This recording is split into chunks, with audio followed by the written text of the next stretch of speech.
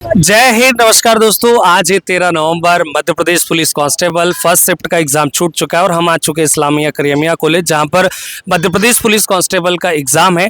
हम बच्चों से जानेंगे कैसा उनका पेपर रहा है, क्या लेवल पर पेपर आ रहा है। आज कोई चेंजेस तो देखने को नहीं मिला है।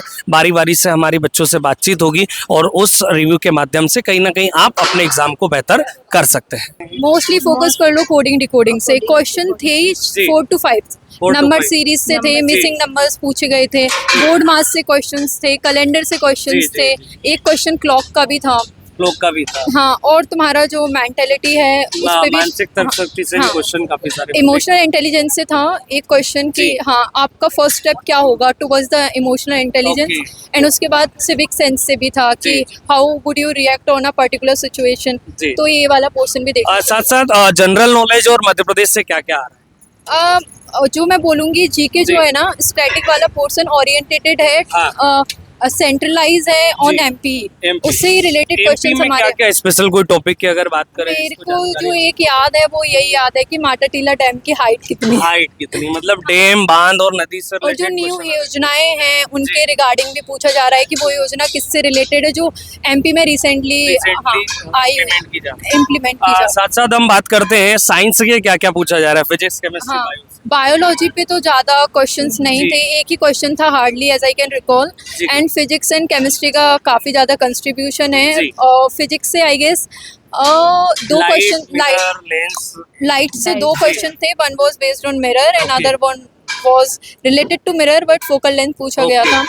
आने वाले स्टूडेंट्स को आप क्या बोलना चाहेंगे? Just focus on maths and reasoning and you will be sorted out। मतलब बोल सकते हैं कि स्कोरिंग सब्जेक्ट अगर मैथ्स और रीजनिंग है आप वही करके आइए, क्योंकि जनरल नॉलेज तो थोड़ा अनप्रेडिक्टेबल भी होता है, बट थोड़ा थोड़ा कर लोगे ना हो जाएगा। बट ज्यादा टाइम उन सब्जेक्ट्स को दो, लाइक मैथ्स एंड रीजनिंग, यही हमारा होगा। मैथ्स रीजनिंग में भी खास करके मैथ्स में भी एडवांस से फोकस ना करें, बिल्कुल भी टच करने की भी जरूरत नहीं है। सिंपल वाला जो मैथ्स है वही करो और रीजनिंग पे थोड़ा ध्यान दो अच्छे से। और साइंस में क्या क्या बच्चे करके आए? साइंस में बायोलॉजी को ज्यादा प्रायोरिटाइज मत करो, पढ़ो ये नहीं बोल रही हूँ, उसे निग्लेक्ट कर लो, but majorly physics and chemistry पे फोकस रहो। चलिए, कन्वर्जन पूछा था तो ऐसे क्वेश्चन आ रहे हैं। मध्य प्रदेश में क्या क्या पूछा जा रहा है? Sir Madhya Pradesh simple question थे। एक जैसे उन्होंने पूछा था भीमबेटका वाले जो औजार, सूक्ष्म औजार कहाँ से प्राप्त हुए अपने को, और एक क्वेश्चन हबीबगंज रेलवे स्टेशन कहाँ है, और माताटीला बांध की ऊंचाई कितनी है। तो ये क्वेश्चन मतलब नदी बांध को तो कहीं ना कहीं सिलेक्टेड वो पोर्शन उसका बन ही रहा है, वहाँ से क्वेश्चन देखने को मिलेगा। और वो वैसा सर और जनरल जैसे हिस्ट्री है, ज्योग्राफी है, पॉलिटी है, इकोनॉमिक्स, इससे क्या कोई वेटेज देखने को मिल रहा है? पॉलिटी से क्वेश्चन 1-2 क्वेश्चन आए थे। एक राष्ट्रपति का सवाल पूछा था कि राष्ट्रपति राज्यसभा में जो सदस्य मनोनीत करता है वो किस आर्टिकल के तहत करता है, और एक क्वेश्चन पूछा हुआ था उन्होंने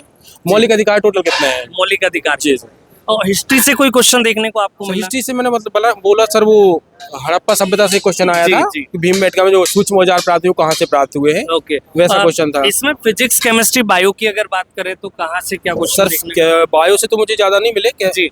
एक पोषण आहार से करके क्वेश्चन आया था, और इसके अलावा फिजिक्स और केमिस्ट्री ही मिली हुई है। फिजिक्स और केमिस्ट्री, उसमें भी लेंस वाला पोर्शन ज्यादा उन्होंने पूछा हुआ, 2-3-4 क्वेश्चन आए थे वो। आने वाले विद्यार्थियों को आप क्या बोलना चाहेंगे, वो कैसे तैयारी अपने करके आए और क्या क्या थोड़ा इम्पोर्टेंट? सर एनालिसिस जो देखते हैं ना, उसी को टॉपिक को आप कवर करके चले जी, आराम से हो जाएगा सर। इससे कोई एडिशनल बच्चों को करना है जिससे कहीं ना कहीं उनको फायदा मिले, जैसे आपने टाइम मैनेजमेंट नहीं नॉर्मल हो जाता है, उसमें कोई दिक्कत नहीं आती। टाइम का कमी तो नहीं हो? नहीं सर, टाइम की कोई कमी नहीं हो रही है, वो नॉर्मल तरीके से हो रहा है। बस आपको जो एनालिसिस देख रहे हैं आप उसको टॉपिक को कवर करिए, आराम से हो जाएगा। बराबर एनालिसिस आप देखते रहे और एनालिसिस के आधार पर उन टॉपिकों को थोड़ा कहीं ना कहीं इम्प्लीमेंट आप। हाँ जी सर, 3D से क्वेश्चन जो आ रहे थे उसको मैंने फोकस किया उस पे।